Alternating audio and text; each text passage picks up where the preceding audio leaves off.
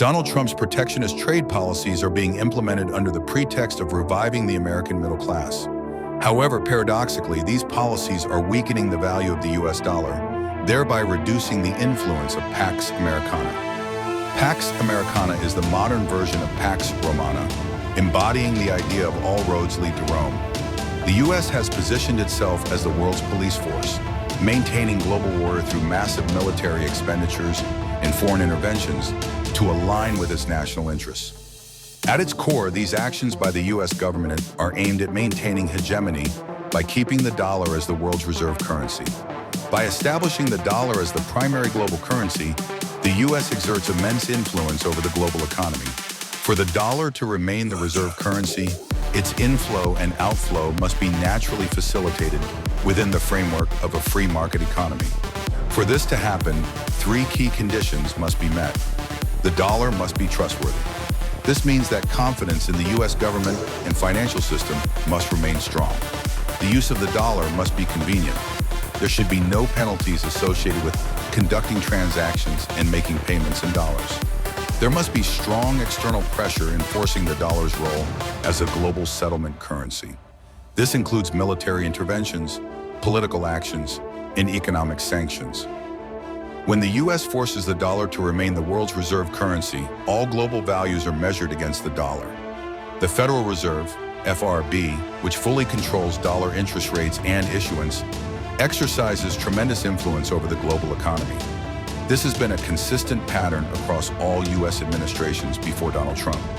Whether it was Joe Biden, Barack Obama, George W. Bush, or past presidents, their policies may have differed, but they all focused on maintaining US dollar hegemony as their ultimate priority.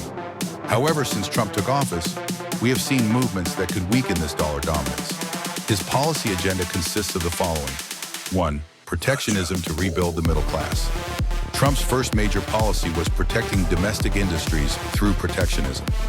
This approach mirrors President Roosevelt's New Deal in response to the Great Depression of the 1930s, which created a large middle class in the US. The success of these policies led to America's economic golden age, during which the US benefited greatly from the Second Industrial Revolution, fostering a robust middle class through heavy industry development. Heavy industries require significant machinery and equipment, and running these factories necessitates a well-trained workforce. The establishment of public education can be traced back to this era, as the need for skilled labor grew. The expansion of the middle class through industrial development was a critical factor in the prosperity of the American dream before neoliberal economic policies emerged in the 1980s, characterized by Thatcherism. This prosperity attracted a surge of immigrants to the US, particularly from Mexico, whose immigrants formed the lower strata of American society. Trump's policies aim to evoke nostalgia among voters who long for this past glory. 2. The Fourth Industrial Revolution and AI disruptions. While Trump's policies focus on reviving past economic success, they diverge from the realities of the Fourth Industrial Revolution, led by AI and automation. Unlike in the past, where industrial jobs created upward mobility, AI and robotics are set to replace many low-skilled office and production workers. This raises critical questions. Will protectionist policies and restrictions on immigration truly increase domestic employment? Will corporations, given the opportunity to adopt highly efficient AI and robotic technologies, still choose to hire human workers? Roosevelt's New Deal was based on the idea that consumers need purchasing power, and the key to providing that power was employment through wages.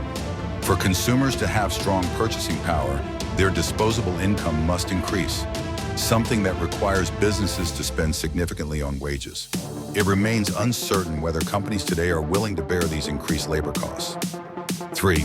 Reduced military spending and weakening global influence.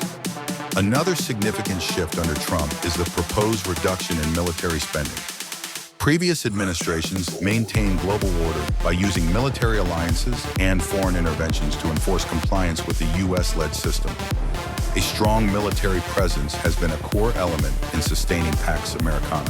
However, Trump has shifted this burden to numerous allies, demanding that they contribute more to their defense expenditures. This disrupts traditional military alliances and weakens the cohesion of US-led security partnerships. As a result, the geopolitical balance of power could shift, making it harder for the U.S. to exert control over global affairs as it once did. Summary: the decline of U.S. dollar hegemony. Protectionism aims to restore American industries and create a strong middle class.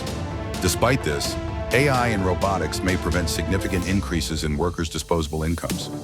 Reduced military spending weakens U.S.-led alliances, reducing American global influence. These three factors contribute to weakening the U.S. dollar's dominance.